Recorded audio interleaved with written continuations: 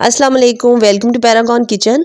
समोसे, कचौरी और पकोड़े के साथ खाई जाने वाली खट्टी मीठी ये चटनी, जिसे कि आप बना सकते हैं बगैर कॉर्नफ्लावर को ऐड किए बहुत आसानी के साथ, और इसे आप स्टोर करके महीने भर के लिए भी यूज़ कर सकते हैं। तो चलिए बनाना शुरू करते हैं मज़ेदार से इस खट्टी मीठी हरी चटनी को। तो यहाँ पर मैंने एक गट्ठी पुदीने की ली है और एक गट्ठी हरे धनिए की, 5 से 6 अदद हरी मिर्चें ले ली हैं।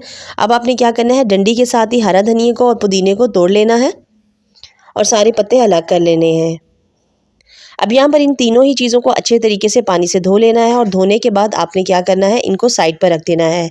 अब यहाँ एक अलग से पॉट ले लेना है और इसके अंदर यहाँ पर मैंने 8 से 10 दाने इमली के पानी में भिगोकर रखे हुए थे, उनको ले लेना है, और 7 से 8 अदद ही आलू बुखारा, उसे भी पानी में भिगोकर रखा था। इन दोनों चीज़ों को पॉट में शामिल कर देना है और साथ में आपने 2 से 2.5 गिलास पानी डाल देना है।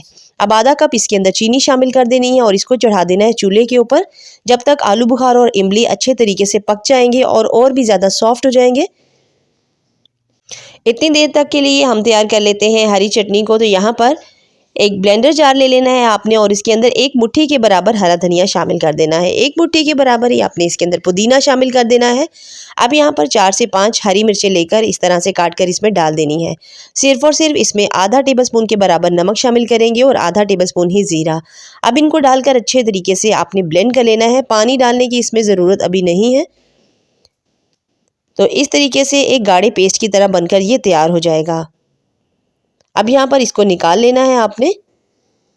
अब दूसरी तरफ चेक कर लेते हैं इमली और आलू बुखारे को, जो हमने पकने के लिए रखा है, बहुत अच्छा सा सॉफ्ट हो चुका है और फूल भी चुका है।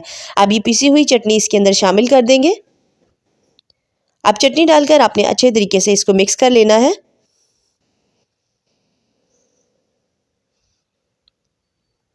थोड़ी देर के लिए इसको इसी तरीके से पकने देंगे, 2 से 3 मिनट के लिए, जब तक इसके अंदर उबाल आ जाए। तो आपने इसमें शामिल कर देना है आधा टेबलस्पून काला नमक और आधा टेबलस्पून ही कुटी हुई काली मिर्च। अब यहाँ पर चटनी को थिक करने के लिए इसके अंदर एक छोटा टुकड़ा गुड़ का शामिल कर देंगे। साथ ही में चटनी का कलर फ्रेश नज़र आने के लिए इसमें थोड़ा सा फूड कलर ऐड करेंगे, जिससे ये बिल्कुल ग्रीन और तरोताज़ा नज़र आएगी। 2 से 3 मिनट के लिए उबाल आने तक इसको पकाएंगे और उसके बाद चूल्हे को बंद कर देंगे। तो यहाँ पर चटनी जो है बिल्कुल ठंडी हो चुकी है।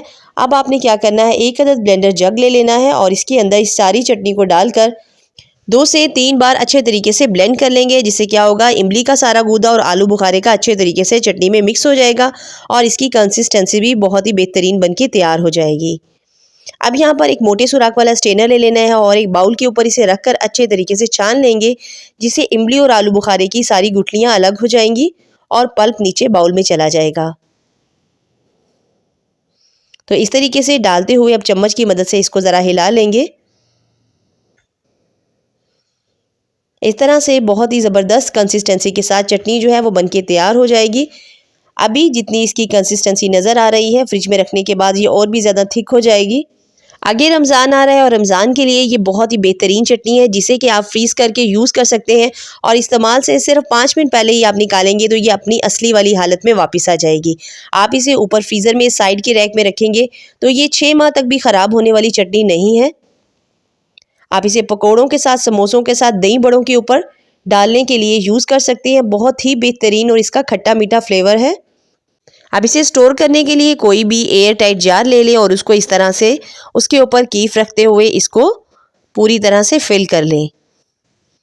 तो इस तरह से आप इसको लंबे अरसे तक स्टोर कर सकते हैं और एंजॉय कर सकते हैं और अपने रमज़ान में टाइम को बचा सकते हैं।